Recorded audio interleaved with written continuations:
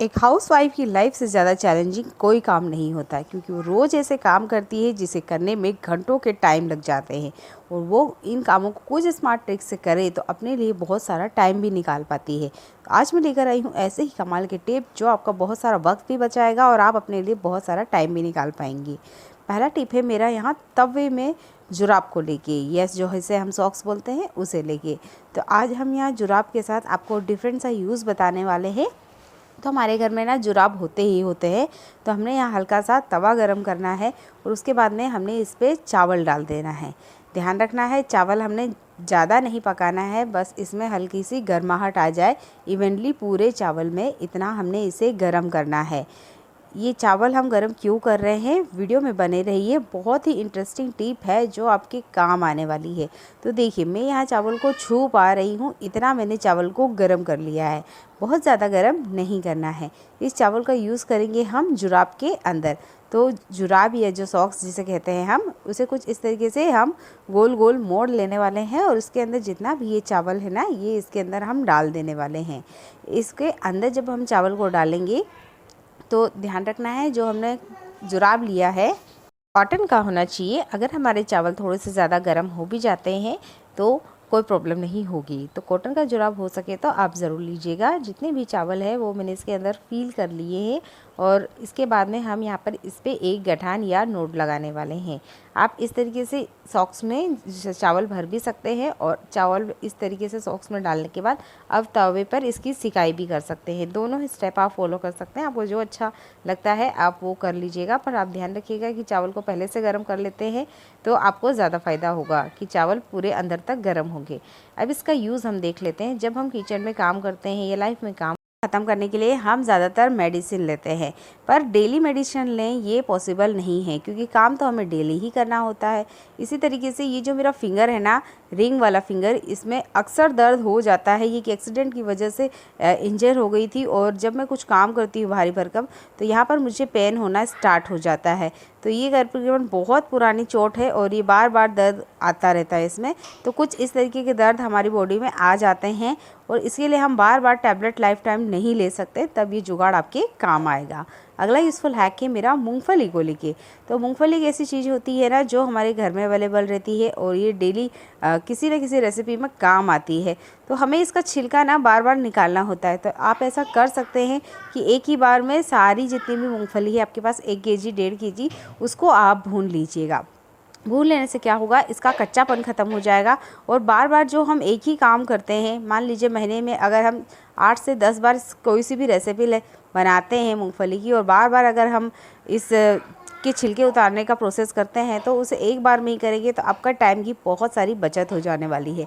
तो बस हमने इसे इतना ही पकाना है कि इसका छिलका उतर जाए, बहुत ज़्यादा हमने इसको भूनना नहीं है, बस हमने छिलका इसका उतारना है।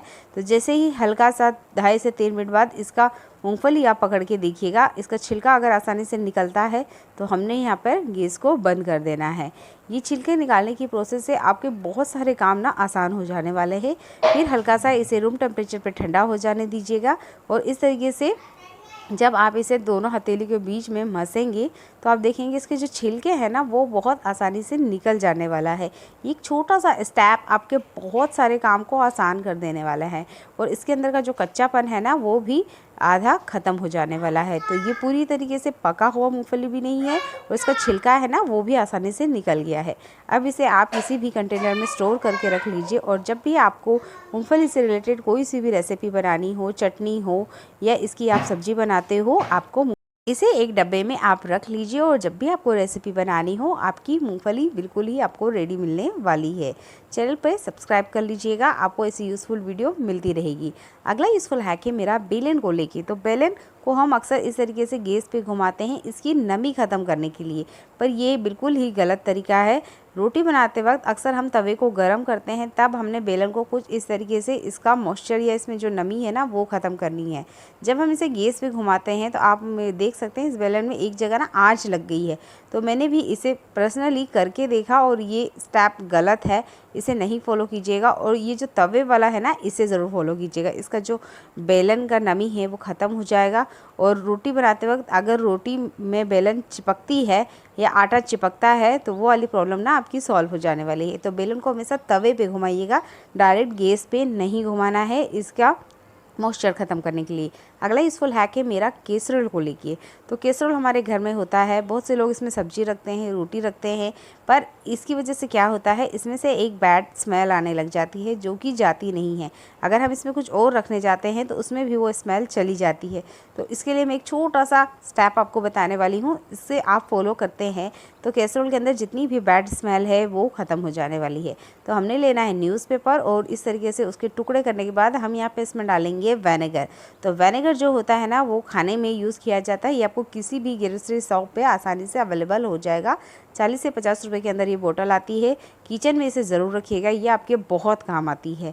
और इसके बाद में कैसरोल को आप बंद कर दीजिए पूरी नाइट के लिए। नेक्स्ट डे आप इसे ओपन करके अच्छे से क्लीन कर लीजिए। इसके अंदर जितनी भी बैड स्मेल होगी वो इजीली क्लीन हो जाएगी।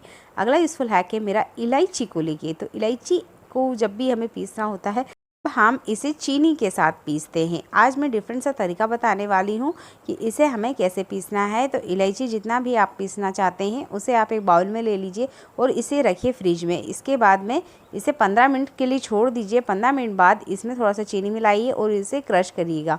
आपकी इलायची का पाउडर आसानी से बन जाएगा। अगला यूज़फुल हैक है मेरा दूध को लेके। तो दूध एक ऐसी चीज़ है ना, नज़र हटी दुर्घटना घटी, ये जल्दी से बाउल के बाहर आ जाता है। तो इसके लिए हमने यूज़ करना है चिमटा। चिमटा बहुत इजीली किचन में अवेलेबल रहता है। ध्यान जितना रखेंगे उतना ही ये काम करने वाला है।